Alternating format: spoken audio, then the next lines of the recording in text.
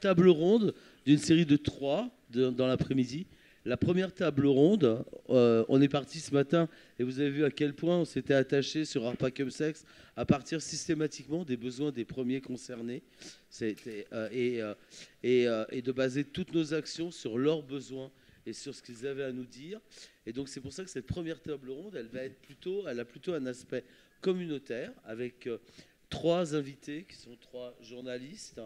Trois journalistes, alors Mathias Chaillot, que vous connaissez déjà, et qui avait écrit un très très gros dossier pour Néon sur le cumsex et qui est très impliqué sur la question du cumsex et très présent. Je ne dévoilerai pas son orientation sexuelle, mais bon, c'est un secret pour personne. Hein. Et Mathias avait écrit ce livre excellent que tu vas nous reciter, parce que, excuse-moi, j'ai oublié, forcément. 4% en théorie.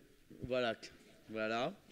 Nous avons David Perrotin de Mediapart. David a aussi écrit énormément et surtout un très bon papier de fond suite à l'affaire Palmade et au traitement médiatique déplorable suite à l'affaire Palmade.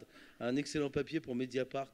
Et donc ce sera intéressant d'avoir son point de vue aujourd'hui sur, on en a tous parlé ce matin, des stigmatisations et des représentations sur les chemsexeurs qui sont très largement entretenues par une certaine presse, et Thomas Vampouille, qui est, tu es rédacteur en chef, directeur de la rédaction.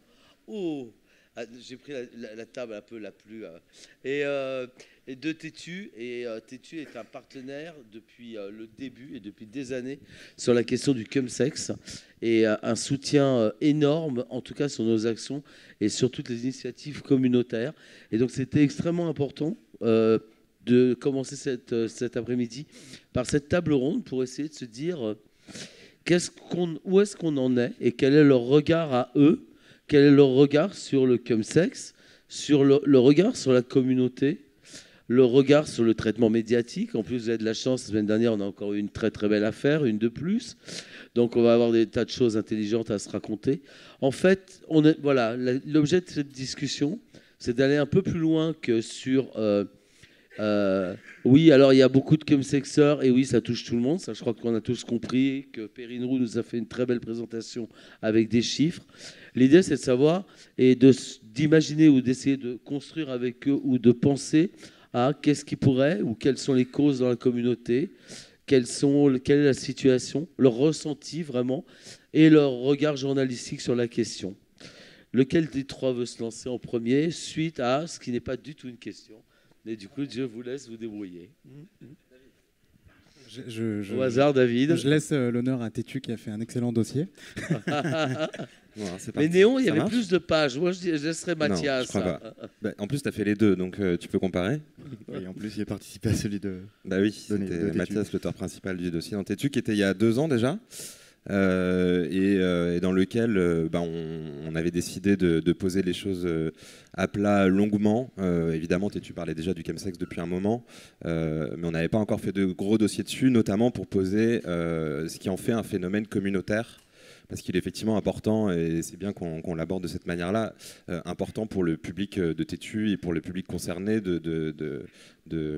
puis alors, l'extérieur, ça on verra après, mais de comprendre que c'est un phénomène communautaire, c'est-à-dire que c'est pas juste l'association des produits et du sexe, c'est l'association des produits et du sexe dans le contexte de la sexualité et des sociabilités gays. Et un des papiers, le papier d'entrée du dossier avec Mathias, c'était justement d'explorer quel est le terreau qui, dans la communauté, favorise les comportements à risque ou les comportements addictifs en l'occurrence. Et on s'aperçoit finalement quand on creuse le phénomène que ça s'assoit sur un certain nombre de caractéristiques de la communauté gay, au premier rang desquels les modes de sociabilité, les modes de rencontres et de fêtes qui passent beaucoup par le sexe. Et après, il y a un certain nombre d'éléments conjoncturels. Évidemment, l'émergence des drogues de synthèse et des nouveaux produits de synthèse qui sont faciles à produire, faciles à livrer, faciles à s'acheter. Il n'y a pas besoin de descendre dans le métro normalement pour s'acheter de la 3M ou tous les produits associés.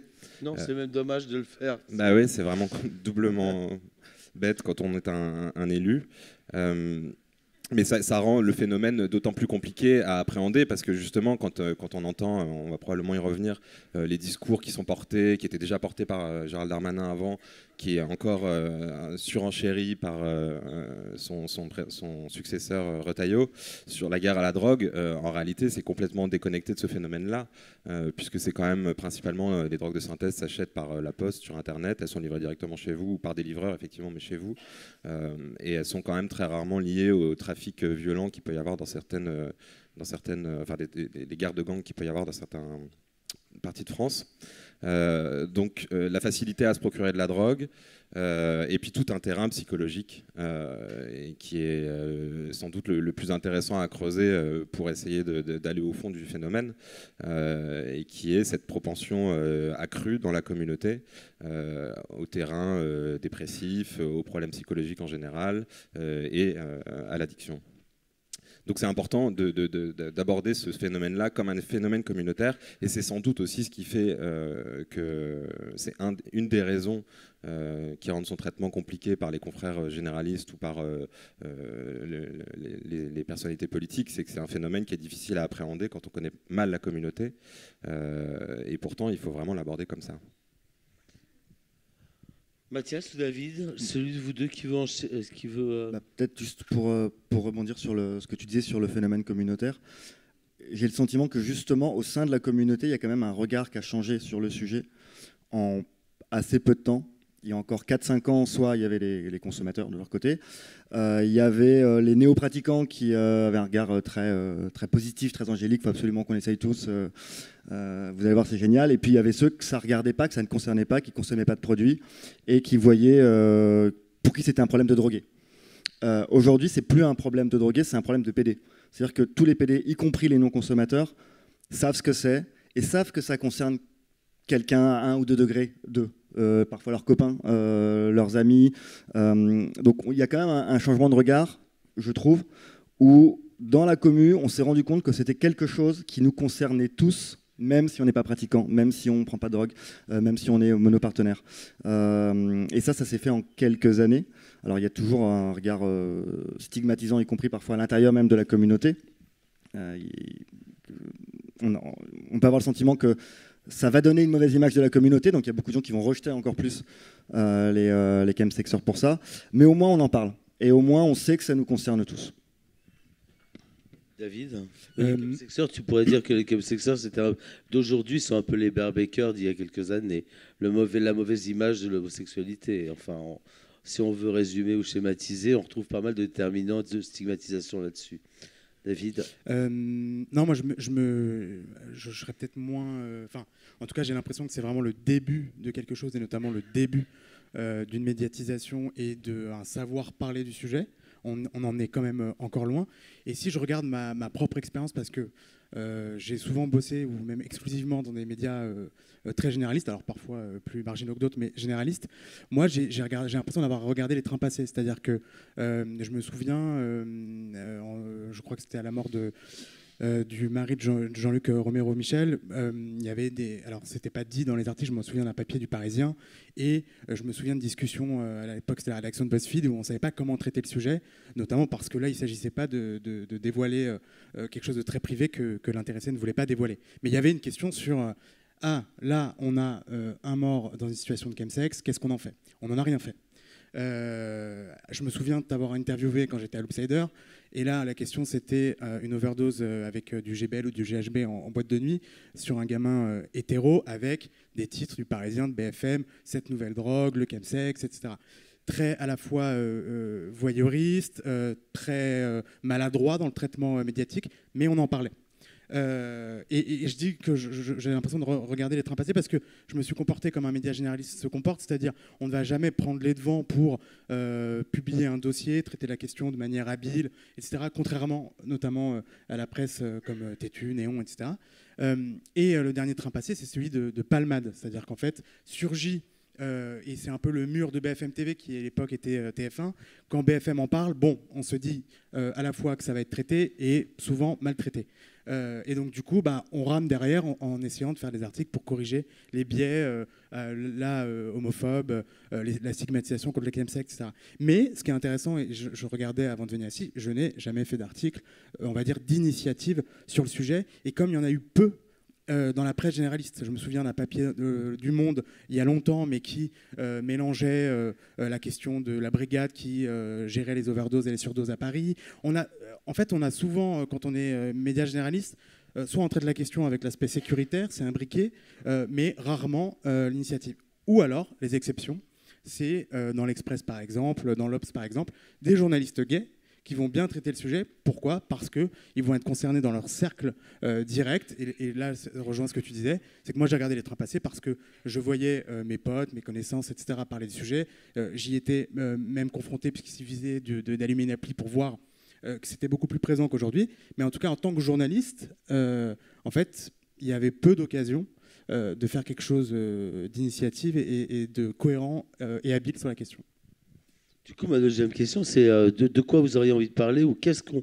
En gros, depuis ce matin, on essaie de réfléchir entre professionnels de la prévention, de la dictologie, de la réduction des risques, à qu'est-ce qu'on peut mettre en place, comment est-ce qu'on peut faire en sorte que face à la demande et face à l'augmentation, parce que c'est vrai que depuis 13 ans, on se dit, certains se disent, phénomène de mode, ça va s'arrêter. On voit très bien, là on en est aujourd'hui à 10, 13 ans, on voit très bien que ça ne s'arrête pas du tout et que les chiffres sont plutôt relativement en augmentation sur le nombre d'usagers, ou en tout cas en tout cas présentent de nouvelles problématiques de conduite addictive ou voire même de contamination à VIH. Donc du coup, qu'est-ce que vous, votre constat, ce serait quoi ? Qu'est-ce qu'on pourrait faire ou qu'est-ce qu'on pourrait amener qu'on n'ait pas fait pour mieux éduquer, mieux informer ? Vous l'avez un peu évoqué sur les questions d'homophobie, hein, les déterminants psychologiques, psychosociaux aux conduites addictives ou aux mauvaises pratiques sont évidents dans le chemsex. Les gars ne se droguent pas parce qu'ils ont, bien sûr qu'il y a la recherche du plaisir, mais pour ceux qui vont très très mal, on voit que très souvent, il y a bien évidemment des raisons derrière qui sont bien plus profondes. Qu'est-ce qu'on peut faire aujourd'hui ? Je veux le rajouter dans le contexte politique qui est dégueulasse. Ce matin, il se fait qu'on a tous eu la même très bonne nouvelle au même moment. Et que quand on voit que Trump est réélu, qui est quand même notre ennemi, l'ennemi absolu des LGBTQI+, on peut se dire que ça ne va pas arranger la situation. On a 6 ministres LMPT au gouvernement. C'est pas forcément le meilleur moment pour aller demander de l'argent et pour. Donc voilà. Qu'est-ce que vous verriez ?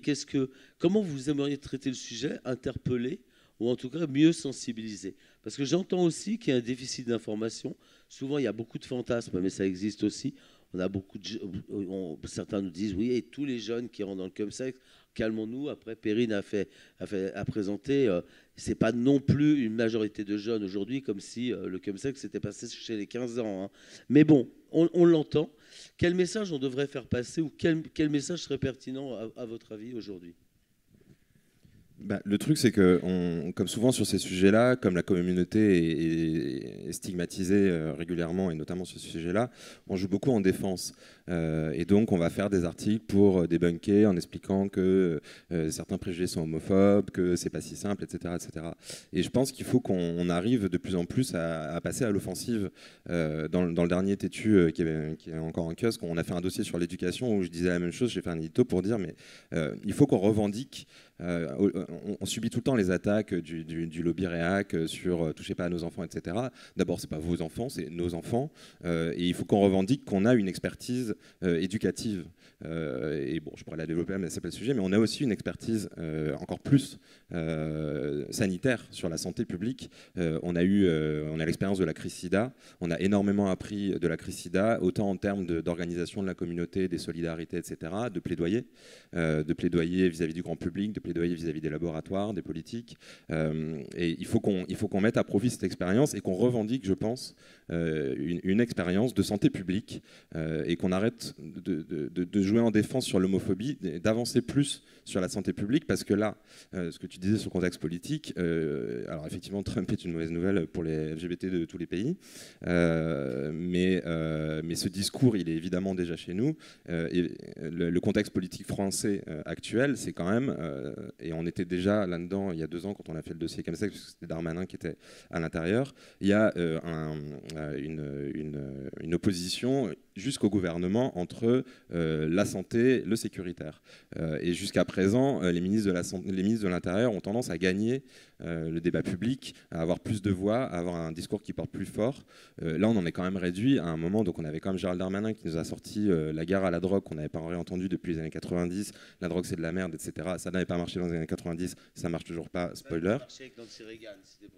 Ben non, ça n'a jamais marché. De toute façon, la seule chose qui a marché, c'était en termes de santé publique contre l'addiction, c'était la lutte contre l'alcoolisme qui a été expérimentée dans tous les pays occidentaux, y compris en France depuis les années 60. Et ça a marché. On a réduit drastiquement l'alcoolisme par rapport aux années 80, avec des politiques, non pas de prohibition, mais d'accompagnement, de prévention des risques, etc., et d'éducation de la population. C'est exactement la même chose sur les drogues. Ça me paraît évidemment impensable qu'on fasse croire à des consommateurs de joints aujourd'hui en France que ce qu'ils font, qui est légal outre-Rhin en Allemagne, qui est légal en Espagne, qui est légal aux Pays-Bas, qui est légal en Californie, qui est légal à New York, tue des enfants brûlés vifs en France, parce que c'est comme ça le discours de Retailleau, hein, c'est plus seulement il y a du sang sur le joint, il y a des enfants qui brûlent vifs. Et donc là, il y a une opposition des discours, et il va falloir qu'on avance sur le fait que c'est un problème de santé publique, et que les problèmes d'addiction, quels qu'ils soient, ne se résoudront qu'avec des politiques volontaristes de santé publique sur lesquelles on a une expertise, la communauté queer a une expertise, et il va falloir qu'on la revendique telle quelle, qu'on monte, comme on a fait sur le VIH, en plaidoyer, les médias, les assos, etc., on le fait déjà, les politiques concernées, et qu'on refasse basculer cette balance qui pour l'instant penche beaucoup trop du côté sécuritaire et qui du coup influence, évidemment c'est un discours qui porte beaucoup sur la population générale, notamment les parents, parce que les parents, dès que vous leur dites que les enfants sont en danger, évidemment ils dressent l'oreille. Ça marche aussi sur nos confrères. Ça marche aussi en intracommunautaire, Thomas, hein. Ça marche aussi en intracommunautaire sur les discours stigmatisants. Il suffit d'aller sur Grindr pour voir le nombre de mecs qui sont chemsexeurs ou cherchent un plan ou une soirée chemsex, et le nombre de mecs qui sont anti-chemsexeurs. Donc on a aussi en intracommunautaire cette reproduction de schémas d'exclusion et de stigmatisation qui est quand même très fort. Oui, parce que c'est un discours qui porte et qui choque, et qui parle à beaucoup de réflexes un peu faciles. Évidemment, tout le monde a envie de dire à son gamin de 15 ans, touche pas à la drogue c'est de la merde.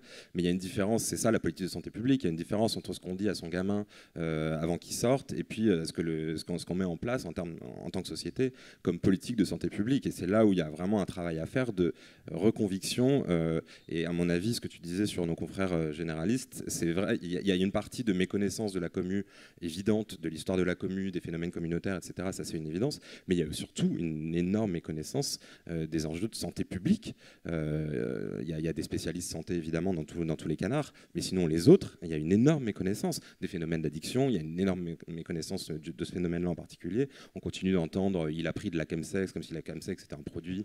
Enfin, et ça, c'était il y a 2 ans, ça a très peu évolué, on l'entend encore.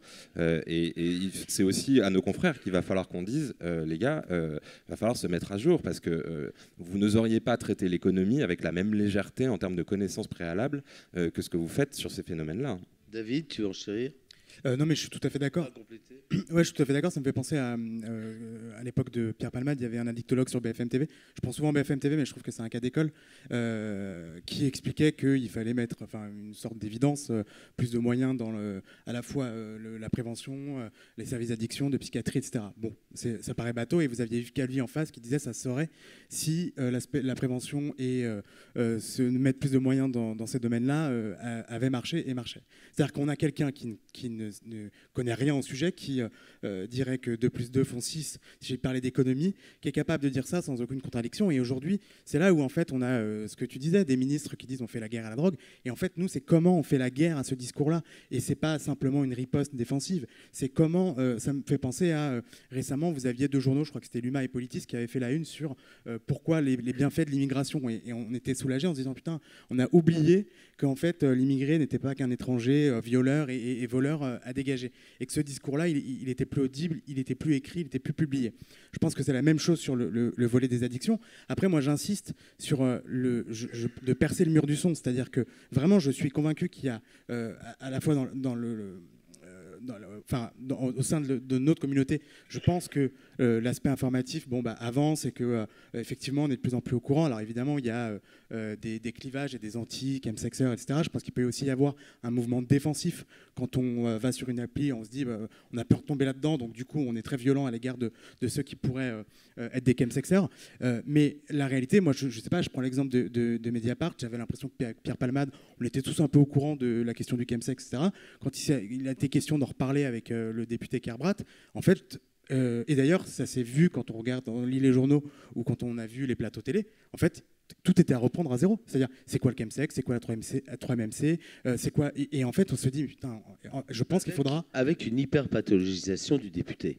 C'est-à-dire que d'un seul coup, alors ça aussi était sa stratégie défensive, mais d'un seul coup, un député qui achète un gramme de 3-MMC, c'est-à-dire que ça se passe tous les jours à Paris, je ne sais combien de dizaines de milliers de fois où quelqu'un achète un gramme de quelque chose dans cette ville, mais ce député, d'un seul coup, sa seule excuse, ça a été de se pathologiser totalement.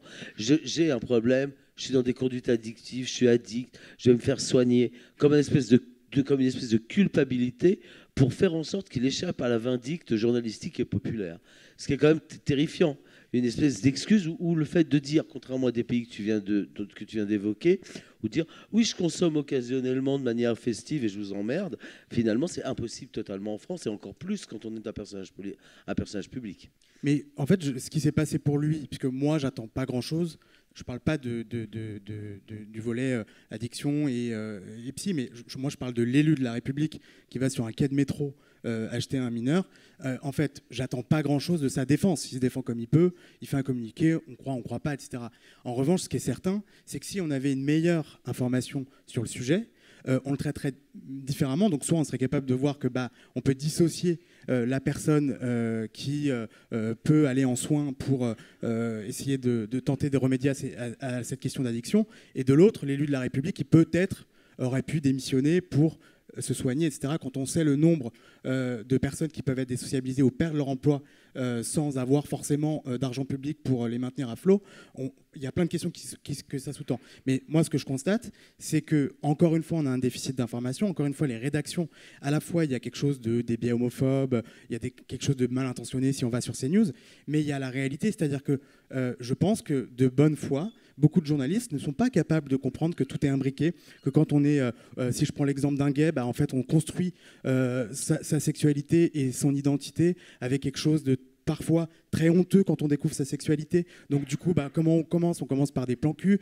dans les caves, avec des gens plus vieux, avec des pratiques qu'on n'aurait pas forcément voulu faire tout de suite. Et après, hop, on surgit sur les applis, on nous propose du chemsex, on a des complexes, on est inhibé, on veut remédier à ces injonctions. Et il est beaucoup plus facile de prendre un rail de 3MMC et puis après, crescendo, d'aller plus loin. Et en fait, qui est capable de comprendre que quand on parle de chemsex, on parle de soucis psy, on parle d'une société qui n'accepte pas ses enfants dès lors qu'ils ne sont pas hétéros.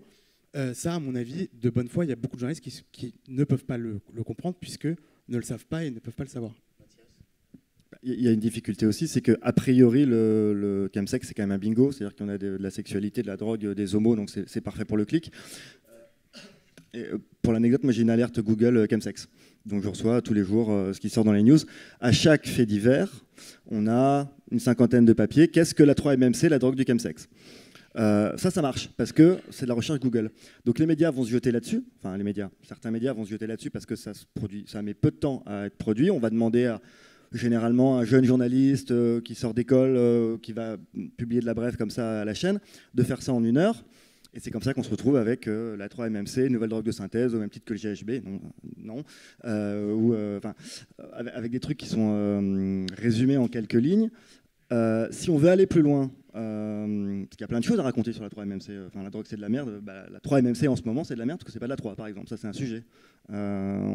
Les consommateurs, une partie des consommateurs pensent acheter de la 3, et en fait, ils achètent de la 2, etc. Ça, c'est un sujet. Mais un média grand public, est-ce qu'il va prendre le temps et les moyens d'investir dans une enquête là-dessus pour un sujet qui fera finalement assez peu de clics? Malheureusement, non. Donc il y a des médias qui sont fondés sur des socles de valeurs, comme Mediapart ou autres, qui vont faire cet effort-là. Mais on ne va pas demander à Europe 1 ou BFM de faire ça. Donc il y a aussi cette difficulté-là. C'est comment on s'adresse au grand public de façon non stigmatisante, en allant un peu creuser les sujets en profondeur, et comment on vend ce sujet-là à un rédacteur en chef qui va nous dire mais en fait on s'en fout, moi je veux faire une brève sur Kerbrat qui signait une pétition contre le chemsex la semaine d'avant, parce que ça aussi on a vu ce titre-là. Alors non, justement, c'était justement l'occasion de parler de cette pétition qui appelait à l'accompagnement. Après, j'aurais dû sortir aller sur un truc plus général. Si vous deviez faire une photographie ou avoir fait une photographie en 2 secondes de la communauté, de l'état de la communauté aujourd'hui, vous en diriez quoi en 2 mots? Est-ce qu'elle va bien? Est-ce qu'elle va mal? Est-ce que le chemsex est une vraie problématique? J'aimerais bien votre sentiment là-dessus.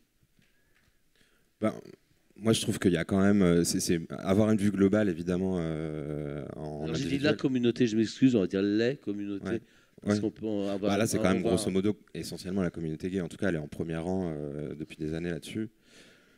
Moi, je trouve qu'elle va très mal et que c'est quand même difficile de relativiser. Alors oui, les chiffres sont toujours minoritaires, mais enfin, on est passé de 12-14% en évaluation à 20%, maintenant on pense 30% de la communauté qui serait gay qui serait touchée. C'est déjà énorme. Et puis surtout, il y doit y avoir des gens dans la salle qui connaissent des concernés, mais c'est terrible. Enfin, je veux dire,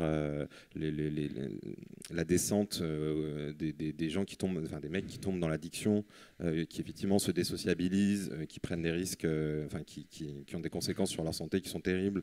On a évidemment des morts. Moi, j'ai pas l'impression qu'on ait vraiment progressé depuis qu'on en parle. Le phénomène continue de s'aggraver et en plus qu'on demande, c'est-à-dire au pouvoir public, de ne serait-ce que monitorer le phénomène précisément, c'est-à-dire compter les accidents, compter les morts pour qu'on puisse justement l'évaluer, évaluer la progression. Pour l'instant, ce travail n'est pas fait. Mais à hauteur d'homme, les destins auxquels j'ai pu assister personnellement sont vraiment dramatiques et c'est difficile de relativiser là. Et alors moi, je ne ferai pas de panorama parce que j'en ai vraiment pas l'expertise. Et donc du coup, je vais parler avec des anecdotes, mais pour essayer de le raccrocher à quelque chose de plus logique. Moi, je me souviens qu'au début, quand on parlait du chemsex, on était, en tant que journaliste, il fallait faire attention de ne pas être trop alarmiste. Et en même temps, on avait une inquiétude légitime quand on traitait la question, et les personnes qu'on interrogeait, les spécialistes, etc., avaient une inquiétude. Voilà. Mais il y a quelque chose sur ce sujet-là, mais comme sur beaucoup d'autres, qui est très sensible. C'est-à-dire que si on crie trop fort, qu'on est trop alarmiste, bon, en réalité, moi, j'ai pas les moyens de mesurer, de savoir la gravité de la situation. Ce que je constate, et c'est là où c'est des anecdotes, c'est que, pas en tant que journaliste, mais en tant que gay, dans mon cercle le plus proche, moi, je suis ultra flippé. Ça ne veut pas dire grand-chose, parce qu'il faudrait le porter à l'état de la société, etc., qu'à Paris, c'est pas la même chose qu'ailleurs, et voilà. Mais oui, moi, je suis flippé quand tu parles des destins particuliers de certaines personnes. Moi, quand on voit ses amis flancs dans un tourbillon comme ça, et qu'on se pose la question de manière très directe, à quoi je peux servir, comment je peux aider, qu'on voit aussi, encore une fois, je reste obsédé sur ça, mais sur le déficit d'information, parce qu'il y a des gens qui n'iront pas forcément ouvrir la porte d'un hôpital avec un soin particulier ou d'un centre gratuit, communautaire, etc. Moi, je suis individuellement tout à fait alarmé par la situation. J'essaie de le traiter de manière plus équilibrée, journalistiquement parlant, parce que je m'appuie sur des spécialistes et tout, mais en réalité, je ne suis pas du tout rassuré, je ne vois pas pourquoi...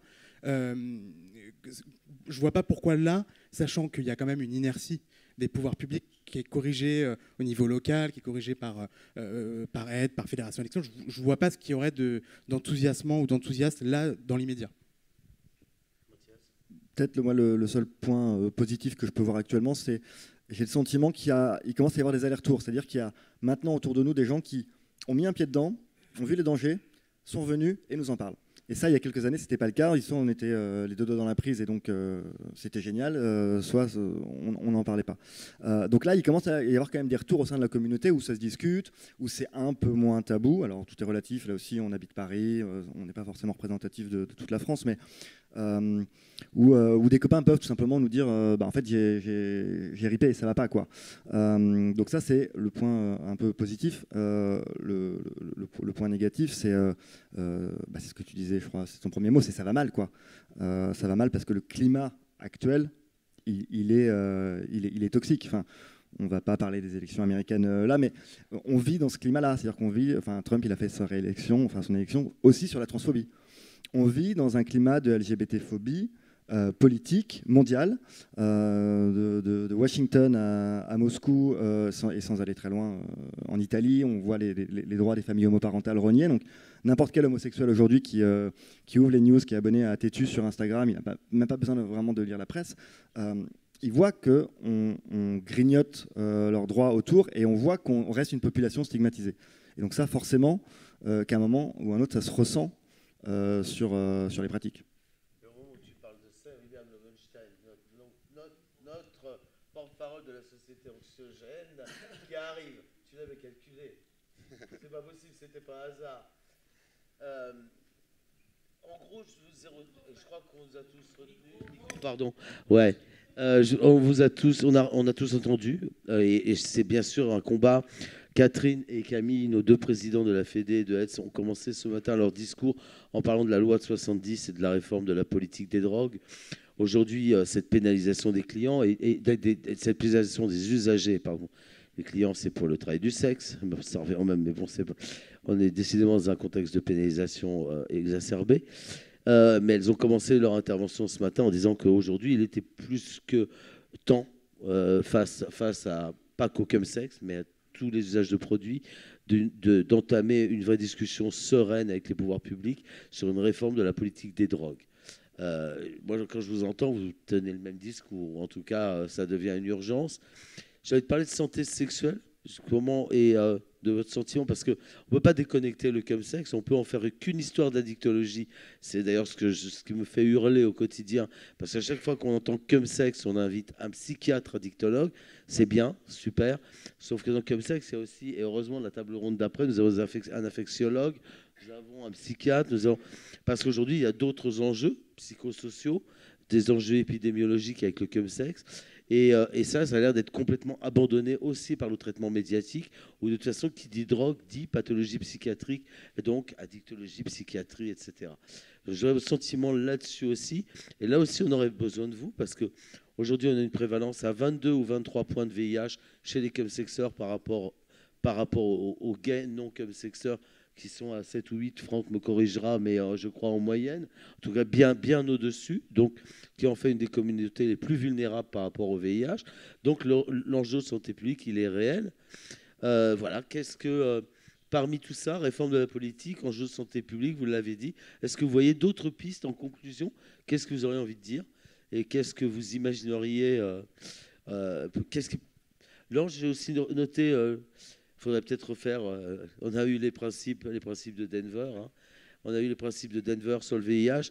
Il nous faudrait peut-être les principes de Paris sur le cum-sex. Hein. Et je propose qu'on les signe tout de suite, non? On peut le démarrer immédiatement, mais que je trouve qu'on n'entend pas beaucoup les cum-sexeurs s'exprimer.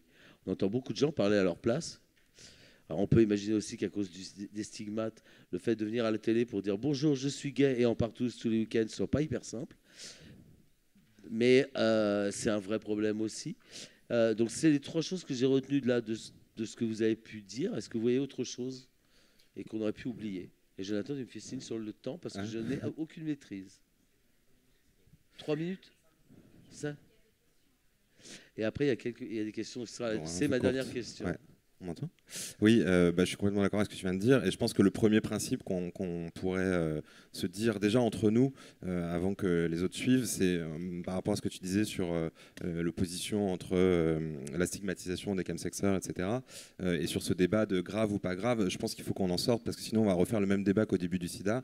C'était la même chose. Hein. C'est d'ailleurs relaté dans 120 Maintenant. Il y a cette scène où il passe sous le pont et puis il parle de la capote et il se fait envoyer chier par des PD qui lui disent non mais arrête de faire peur à tout le monde avec ton histoire de sida, etc. Ne refaisons pas ce débat. Pour le coup, on a appris énormément ce que je disais tout à l'heure de la crise sida. Et donc, à mon avis, sortons de ce débat-là. C'est un phénomène... je suis d'accord aussi à ce que tu disais tout à l'heure sur le fait que l'étape 2, mais on n'y est pas encore, une fois qu'on aura fini sur la santé, la guerre à la drogue, etc., ce sera de revendiquer que oui, on peut prendre des drogues dans un contexte festif et qu'on n'a pas forcément besoin de s'en excuser, ni d'aller tout de suite dans une clinique si c'est une consommation sporadique, etc. Mais avant ça, il faut déjà qu'on affronte ce phénomène en le regardant tel qu'il est, quoi. C'est un phénomène qui est prégnant, c'est un phénomène qui a beaucoup d'implications. Les destins individuels sont durs. Et en fait, sortons de ce débat de est-ce que c'est un nouveau sida, est-ce que c'est un fléau, etc. etc. C'est le chemsex. Traitons-le, on sait le faire. En tout cas, nous, communauté queer, on a les outils pour le faire. On a les outils pour faire du plaidoyer. Donc, relançons pas ce débat épistémologique. Oui, moi je pense que c'est un peu comme beaucoup de sujets qui concernent la communauté queer. Je pense qu'il y a la honte. Je pense au guet-apens qu'on a tous les deux traité homophobe. En fait, la honte, elle paralyse, c'est-à-dire qu'elle empêche d'aller chez les flics, elle empêche d'en parler, elle empêche les pouvoirs publics de se saisir de la question. Le chemsex, c'est un peu la même chose, c'est-à-dire que moi je suis sidéré, on est au ministère de la Santé, je suis sidéré qu'il y ait aussi peu de paroles des ministres de la Santé. Je crois François Braun n'avait pas prononcé le mot une seule fois alors qu'il était interrogé pendant l'affaire Palmade. Veltou ne l'a jamais abordé. Le dernier, c'était Véran. Ouais, seul Olivier Véran a commandé un rapport pour qu'il soit, en tout cas, pas enterré, mais remis en catimini. Moi, je suis sidéré, et d'autant plus quand aujourd'hui, sur les plateaux télé, on disserte sur le nombre de politiques qui feraient du chemsex, qui prenaient la drogue. Mais ok, si vous êtes concerné, parlez-en, faites quelque chose. Si dans les couloirs de l'Assemblée, on s'échange des sachets de coke ou de 3-MMC, allez-y, faites quelque chose. C'est comme quand les gens ont fustigé Kerbrat pour avoir signé une pétition ou un texte sur le chemsex. Mais alors moi, j'ai envie de dire, c'est le truc le plus logique de cette histoire, c'est que le mec, il est concerné, donc du coup, il essaie de faire avancer les choses. Très bien. Et je pense que sur ces sujets-là, et c'est comme l'alcool, quand j'entends un cardiologue dire on ne voit pas nos jeunes défoncés au vin, mais plus aux alcools forts, si ce cardiologue député en question regardait ce qu'avaient bu les morts des accidents de la route, je pense qu'il verrait que ça casse un peu la ligne répressive de toute cette assemblée. Moi, je pense qu'il y a un truc à faire, c'est-à-dire une question à se poser, je n'ai pas la réponse, c'est comment on fait pour casser ce discours répressif ? Comment on fait pour que des médias, des éditorialistes, des politiques, qu'on puisse leur jeter à la figure leur propre incompétence ? Comment on fait pour que quand Bruno Retailleau dise moi je vais remédier au narco-racaille, au narcotrafic, comment on fait pour lui dire que son parti politique, ses prédécesseurs ont tous merdé sur la question et qu'il faut peut-être qu'on investisse, que les médecins, les personnes concernées, etc., investissent pour dire mais laissez-nous 2 secondes, laissez-nous 2 ans pour qu'on change de méthode et qu'on voit que, par exemple, ce qu'on a fait sur l'alcool, peut-être que ça peut un peu marcher. Laissez-nous 2 ans, 3 ans, et on verra. Mais je veux dire, il y a un moment donné, on comptabilise les morts, que ce soit sur toutes les questions de narcotrafic, etc. Je ne sais pas, il y a quelqu'un pour leur rappeler que s'ils sont capables de parler de mexicanisation aujourd'hui, la seule méthode qu'on a essayée, c'est la leur. Merci. Mathias Non, peut-être...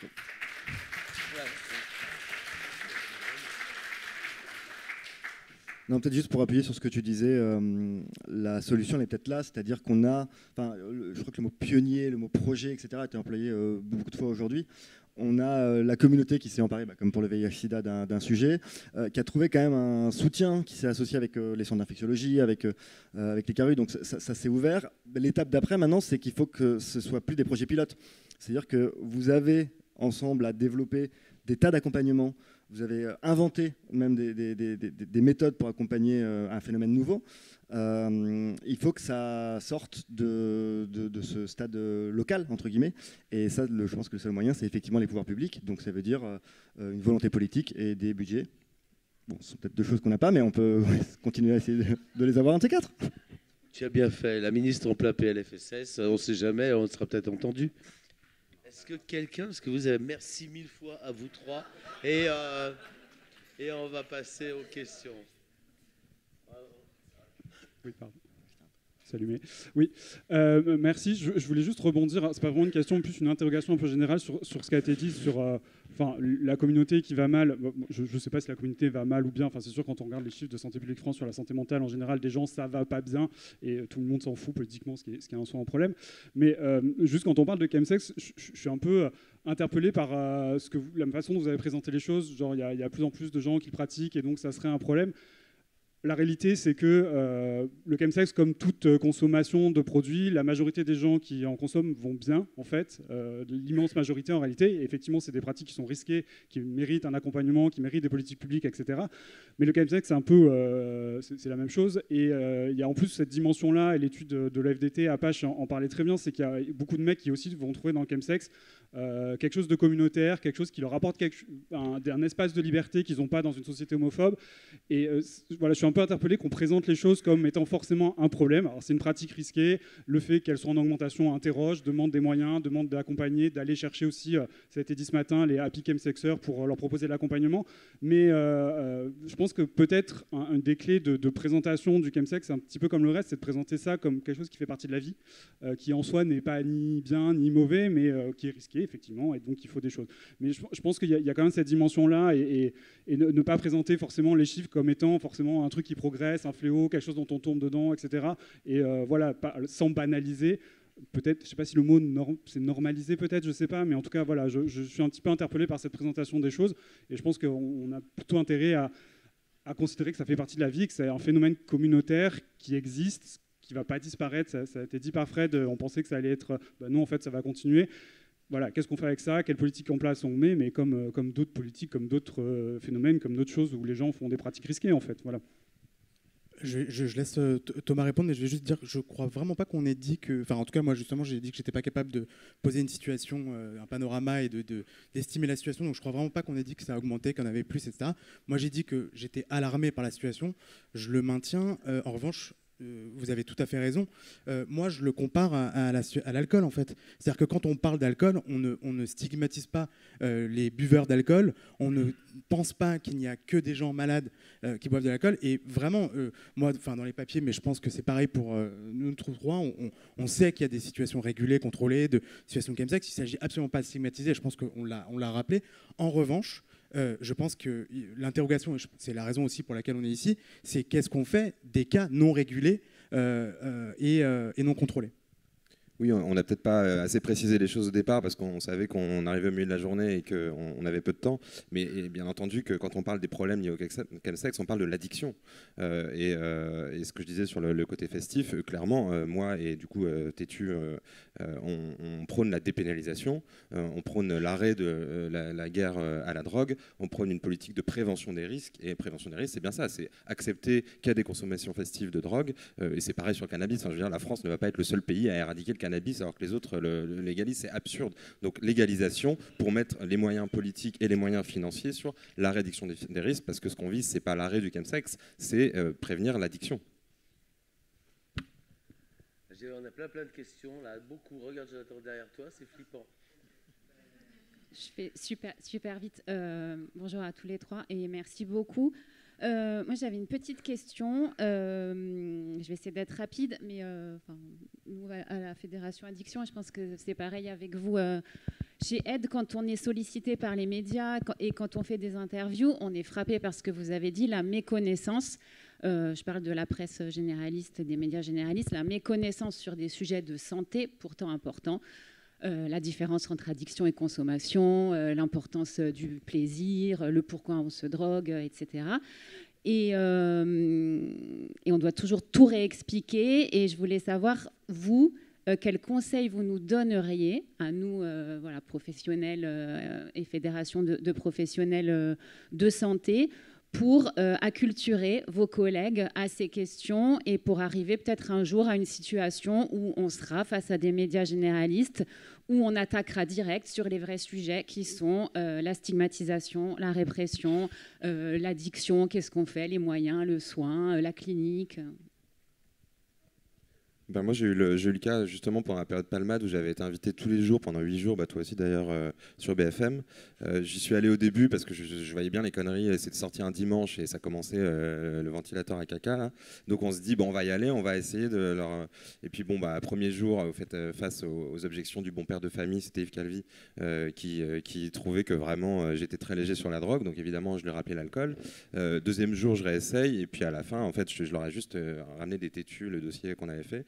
J'ai dit aux journalistes spécialisés, parce que Yves Calvi, bon, je pense qu'il n'a pas le temps, mais aux autres, lisez. Enfin, il y a une documentation, il y a des articles qui ont été faits. Il n'y a pas besoin de lire des études scientifiques qui font 3 km. Maintenant, il y a effectivement des articles qui sont bons, qui vulgarisent, etc. Faites votre boulot.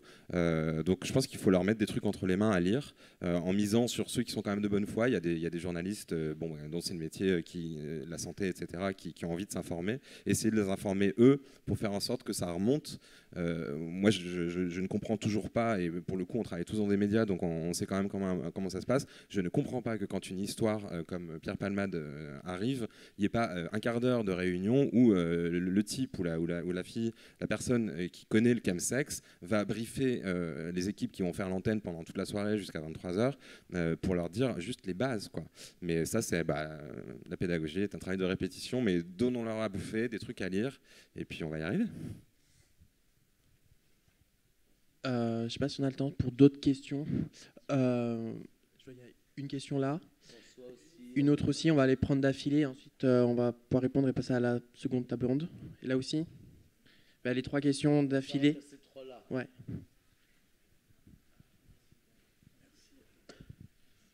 Bonjour, oui, je trouve que vous avez super bien dit les choses. Nous, notre position, vraiment, du point de vue du médecin dicto, c'est qu'on n'a jamais eu autant de pression normative pour exercer notre métier. C'est-à-dire que maintenant, vraiment, on est là au service de la norme pour appliquer une norme. On se fout complètement de l'individu. Voilà. Il faut vraiment, les algorithmes, coincer l'individu pour qu'il rentre dans le truc. Et puis alors lui, ses désirs, qu'il soit amateur de saucisson ou pas, voilà, il n'y a plus de possibilité. Que bien sûr qu'il n'y a pas de société sans drogue et que prendre des drogues, c'est normal. Enfin, la majorité des addictologues, ils sont pas addictologues pour rien, hein, enfin, on va pas se mentir. Ils aiment ça. Enfin, voilà. Enfin, celle-là, on va la garder. Bah, évidemment. Enfin, ils ont les codes. Enfin, soyons pas naïfs, quoi. Et au fond, c'est... Enfin, ce qui est la question, je trouve, c'est qu'est-ce que c'est que le risque acceptable dans une société maintenant? Qu'est-ce que c'est que le risque qui n'est pas acceptable? On sait que monter à cheval et faire des acrobaties dessus, le risque de tomber, de se faire très mal et de coûter très cher à la Sécu, il est bien plus grand que de manger un TAS une fois par semaine. Alors pourquoi est-ce qu'un TAS c'est interdit puis monter à cheval ça l'est pas? Personne ne le sait au fond, hein. Mais c'est une vraie question. Pourquoi est-ce que faire du chemsex c'est interdit et puis mon cheval on peut? Moi j'en sais rien. Et pourquoi je devrais faire une différence entre les gens qui viennent me voir qui me disent je voudrais bien monter à cheval, faites pas un certificat, et puis je voudrais bien faire du... ok, bienvenue, enfin. Et puis vous n'êtes pas malade? Non, tout va bien tant que vous allez bien. Et moi je dis toujours, on est un peu les gynécos des usagers de drogue, c'est-à-dire qu'on est là quand il y a un problème, mais on est aussi là quand tout va bien, et pour expliquer les meilleurs usages à moindre risque. Enfin, ça me paraît vraiment presque du bon sens. Je ne comprends pas pourquoi on nous oblige de plus en plus à considérer effectivement nos usagers comme des gens malades, qui sont en très bonne forme, et maintenant comme des délinquants, parce que je vous rappelle que le premier mot du ministre, c'était vos patients qui sont aussi des délinquants. Bon, à partir de là... Hein. Oui, on va faire culpabiliser les usagers, qui est comme la plus grande phrase après Darmanin. Rosario a fait encore plus fort. Qui brûle. Je peux? Oui. Bonjour, merci de vos interventions. Une première chose, une question, parce que vous êtes probablement, en tout cas, vous avez probablement été confronté à l'hypocrisie généralisée du milieu politique dans vos sujets sur les drogues. Donc, est-ce que vous pouvez nous en dire 2 mots? C'est-à-dire, est-ce qu'il y a des situations, sans citer de nom évidemment, où de façon flagrante, vous voyez une discordance entre ce que les gens vous disent en off et en ce qu'ils disent dans le public? Et la deuxième chose, pour répondre à David Perrotin. Bon, je ne sais pas pourquoi vous riez, mais ça a l'air d'être une private joke très très drôle. La deuxième chose, pour répondre à David Perrotin, à quand un manifeste de la presse française sur la question des drogues? C'est-à-dire, la presse française a su, dans les 55 dernières années, s'engager sur des sujets dits de société. mais allez-y. C'est-à-dire que là, le contexte politique est dégueulasse. Clairement, on va avoir besoin d'alliés. Les médias peuvent en être. Lancer une campagne sur « Stop à l'hypocrisie ». Et une grande partie de la société civile sera derrière vous. Et ce que je dis est très sérieux et ne relève pas que de la provocation. On vous attend, on a besoin de vous.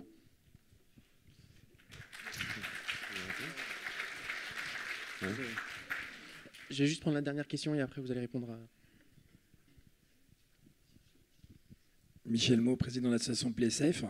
On est spécialisé dans le domaine de l'e-prévention. Je pense qu'on est tous d'accord ici que l'affaire Palmade a été extrêmement préjudiciable pour l'image du chemsex et des pratiquants du chemsex en règle générale. Je pense qu'il y a plusieurs profils il n'y a pas un profil de chemsexeur, il y a des profils de vie, il y a aussi des profils qui amènent à l'addiction. Et aujourd'hui, il ne faut pas avoir effectivement un prisme réducteur. Et ce qui est malheureux, c'est aujourd'hui ce prisme réducteur qui a amené le traitement de l'affaire Palmade, qui a amené aussi à enterrer le rapport Benyamina, qui a amené ce rapport Benyamina quelque part à sortir, mais qui a amené aussi à l'enterrer après par la suite. Et je pense qu'aujourd'hui, il y a un sujet qui est complètement oublié de la part des médias, c'est la question du marketing de l'addiction. C'est qu'aujourd'hui, ces drogues s'achètent sur Internet. L'idée, c'est pas du tout d'être prohibitionniste ou d'interdire ces sites du clear web, parce que ce serait catastrophique que ce soit qu'il y ait un glissement sur le dark web. Mais aujourd'hui, il y a une nécessité de se battre contre le marketing de l'addiction. Parce qu'il y a des sites aujourd'hui qui utilisent des moyens. C'est-à-dire que Google vend des mots-clés, comme le mot-clé GHB, fait du commerce pour des sites qui vendent ce genre de choses. Et je ne sais pas si vous, dans vos médias, demain, Tétu, vous faisiez une pub sur le GHB, si vous n'auriez pas effectivement des problèmes avec la police. Et personne ne s'attaque aujourd'hui à ce genre de choses. On a alerté Google, on les a fait convoquer devant l'Assemblée nationale. Ils continuent à faire du commerce de manière totalement hypocrite dessus. Il n'y a aucune bonne volonté, même en termes de référencement, pour changer les algorithmes et pour réfléchir à faire remonter les acteurs de la réduction des risques. On a demandé à ce que ces mots-clés ne puissent être utilisés que par des acteurs qui soient validés et qui travaillent aujourd'hui dans la réduction des risques ou des institutions. Aujourd'hui, de manière totalement hypocrite, ils n'ont pas du tout suivi nos recommandations. C'est-à-dire qu'ils ne vendent plus les mots-clés directement aux sites qui vendent, mais ils ont créé des sites portails qui référencent l'ensemble des offres. Donc ils continuent à faire du commerce dessus. On est à l'initiative aujourd'hui de sites qui sont des sites factices à des fins de RDR pour essayer de faire de la levée vers les gens. On s'est rendu compte qu'en 2 ans, ces sites auraient fait 9 millions de chiffres d'affaires sur les drogues de synthèse de la 3-MMC. Personne n'en parle. Il y a des stratégies qui sont mises en place avec de l'achat de mots-clés, du parrainage. On envoie effectivement des offres au moment où les gens de nos communautés sont les plus faibles, comme la Saint-Valentin, Noël, parce qu'on sait qu'effectivement on a des problèmes de rejet dans la famille, parce qu'on a des problèmes de couple. Il y a même des promotions pour Bastille Day. Super. Aujourd'hui, c'est un vrai business qui est derrière ces enjeux. Il n'y a aucune bienveillance de la part des gamins qui, quelque part, devraient s'impliquer là-dessus. Il y a une question sur la banalisation dans l'espace public numérique et personne ne veut partir en chasse aux sorcières parce qu'on est tous dans support, don't punish. Nous, on est aussi dans le fait de dire que la banalisation aujourd'hui est un vrai danger.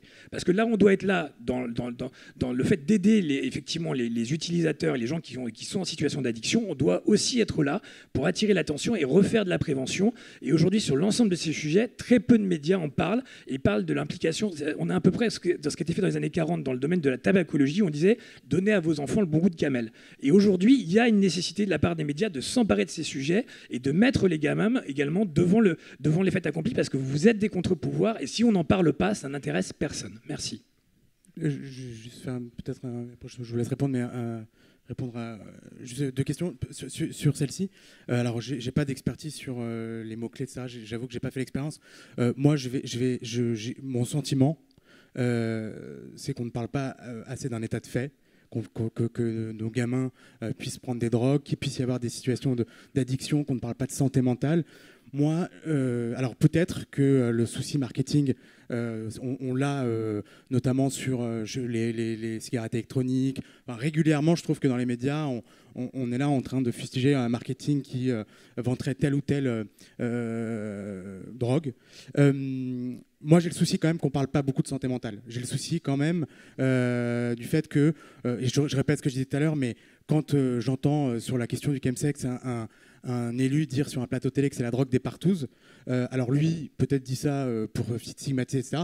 Moi, je m'interroge, pourquoi le chemsex est aussi principalement dans des situations de partouze. Moi, je m'interroge sur le parcours du gamin gay qui se sent très isolé, qui se sent maltraité par les institutions, par sa famille. Et je veux dire, il y a un moment donné, c'est pas fou d'imaginer qu'il a besoin de trouver un groupe, de sociabiliser et que ça passe parfois par ces situations-là. Donc moi, mon souci, mais peut-être que je me trompe, parce que c'est vrai que j'ai pas regardé ça, c'est moins le marketing, moins la question du marketing que en fait, de parler des trucs totalement bateaux, c'est-à-dire la santé mentale de nos jeunes, entre autres questionnements.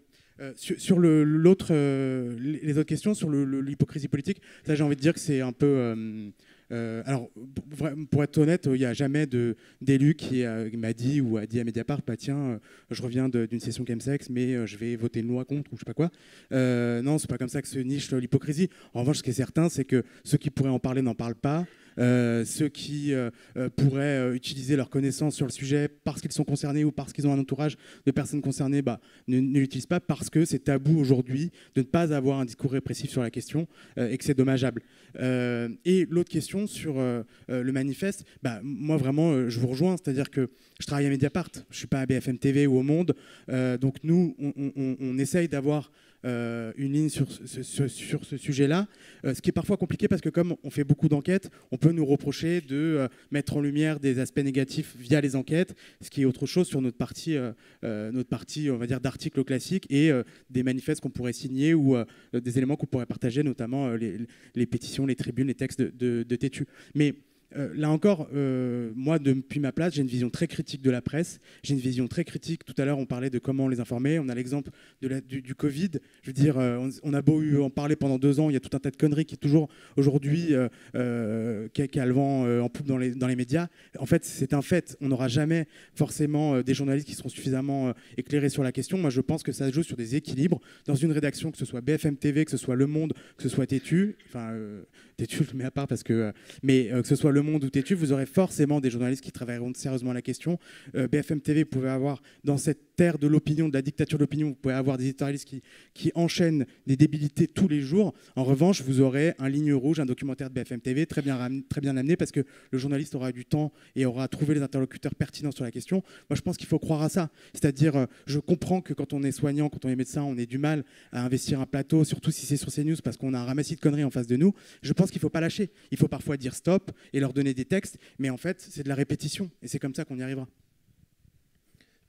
Si je peux juste ajouter, vous avez complètement raison, c'est effectivement un angle mort, mais qui est lié au fait que nous, pour l'instant, la priorité, c'est de s'adresser aux consommateurs, aux jeunes en l'occurrence, avant qu'ils y aient accès, pour qu'ils aient à la fois une connaissance réelle du sujet, réelle des risques de dérive, encore une fois, de l'addiction, qu'ils connaissent leurs produits, qu'ils apprennent à tester leurs produits, etc. La deuxième étape qui serait de s'en prendre aux acteurs économiques, je pense que elle va être nécessaire effectivement, mais elle nous renvoie à l'hypocrisie des politiques, qui est pas tellement sur le décalage entre leur vie personnelle et leur discours. Hein. J'imagine pas trop ni Bruno Retailleau ni Catherine Vautrin prendre des drogues, et encore, qui sait. Mais l'hypocrisie, elle est plutôt sur le fait qu'ils vont mettre en scène une lutte contre la drogue dans les cités, parce que ça correspond, ça vient répondre à des phénomènes de violence, etc., et qu'il y a une demande, ou pense-t-il, il y a une demande du public, etc. Mais en fait, ils font effectivement pas le travail là où il est, parce que c'est ce que je disais au tout début, hein, de toute façon, les drogues dont on parle dans ce phénomène-là, elles viennent de toute façon de l'étranger, de laboratoire, elles viennent par la poste, et donc les opérations XXL, il peut rajouter les X autant qu'il veut, Darmanin, ça ne réglera rien. L'hypocrisie des politiques, elle est là, et là où je pense que quand même il faut qu'on ait, alors d'accord, on travaille déjà souvent ensemble, hein, on porte beaucoup de sujets ensemble. Moi, pour quand même ajouter une petite note d'espoir à la fin, sur le fait que le contexte n'y est pas, c'est la droite qui gouverne, notamment LMPT, etc. Je pense que c'est pas une fatalité. Je pense qu'il faut aussi rappeler à la droite que d'abord, elle n'a pas toujours été l'attachement de la droite à la morale, il est quand même très fluctuant. Elle a été capable, la droite, à certaines périodes, si on se souvient de la distribution des seringues, voilà, c'était Michel Barzac, ministre de droite, Jacques Chirac. Non, attends, si c'est ça. Gouvernement Chirac. Donc c'est pas une fatalité. Il faut aussi rappeler à la droite qu'elle a une histoire sur ces sujets-là, qu'elle n'est pas fatalement contre tout et dans le jugement et dans la morale. Et il faut aussi qu'on arrive à accompagner quand il y a des éruptions de bon sens. Là, je pensais, tu parlais de santé mentale tout à l'heure, quand Michel Barnier dit je vais faire de la santé mentale la grande cause de 2025, plutôt que de lui dire hypocrite, vous êtes tous à l'MPT, etc., moi j'ai envie de lui dire chiche, ok, allons-y, quoi. Merci beaucoup à vous trois.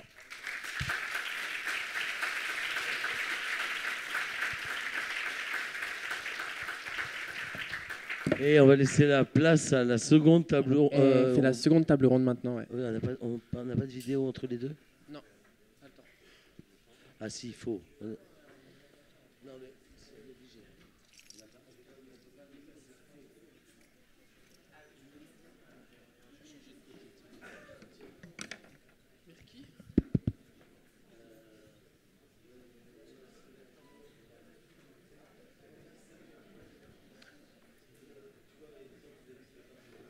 Ouais. On va regarder une petite vidéo le temps que tout le monde s'installe.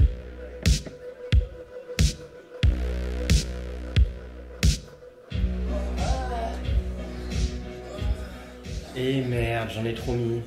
Une pompe pour deux, on partage? Attention les garçons, hein, on se complète par qui on veut, mais une pompe par personne. Hein. Mais d'où il sort celui-là? Qui passe la paille? Non, attendez les mecs, on partage pas la paille, risque d'hépatite, tiens, prends ça, c'est usage unique. De toute façon, partout, de ce qu'on partage, c'est son cul, pas son matos.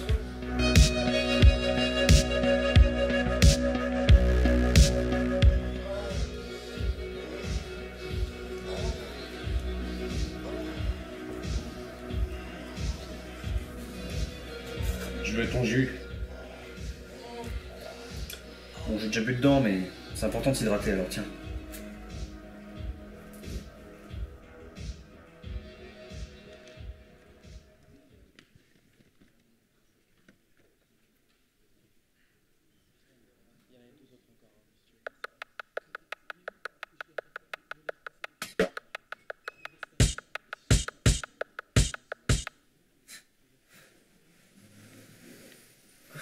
Ils sont partis.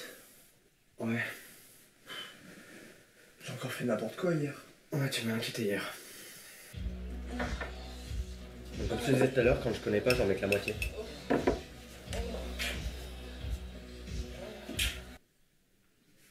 Ah oui, c'était le nouveau produit.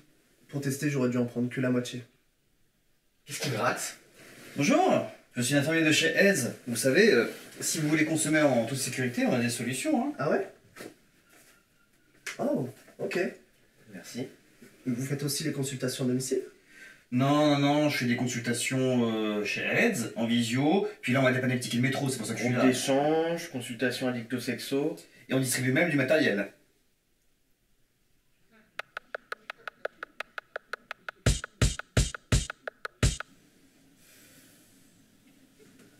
Bon bah c'est bon, il y a des métros, tu peux y aller. Ah, bon bah... Surtout n'oubliez pas de vous hydrater, hein.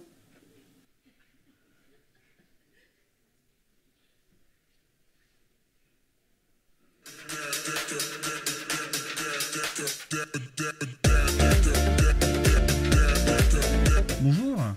Salut Julien, merci de m'accorder du temps. Je voulais juste que tu checkes un peu comment j'ai préparé le produit et que tu me dises si c'est bon pour toi, si c'est propre. Ok, on va voir comment tu prépares l'injection. Je prends juste de quoi noter.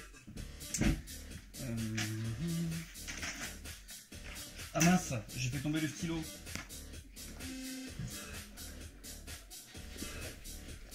Ah, je suis en visio avec l'infirmier de Edge pour lui montrer.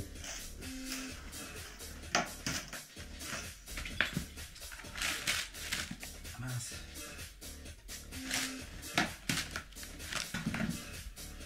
Mince, t'as vu le bordel? Désolé, hein, mais en ce moment, ça va pas bien. Non mais t'inquiète, je comprends. Moi aussi j'ai vécu l'isolement avec les produits. Et tu sais, le groupe de Gamesexer à Edge m'a bien aidé à surmonter tout ça. Bon allez, on fait une robe, met un peu de maquillage et on va boire un verre.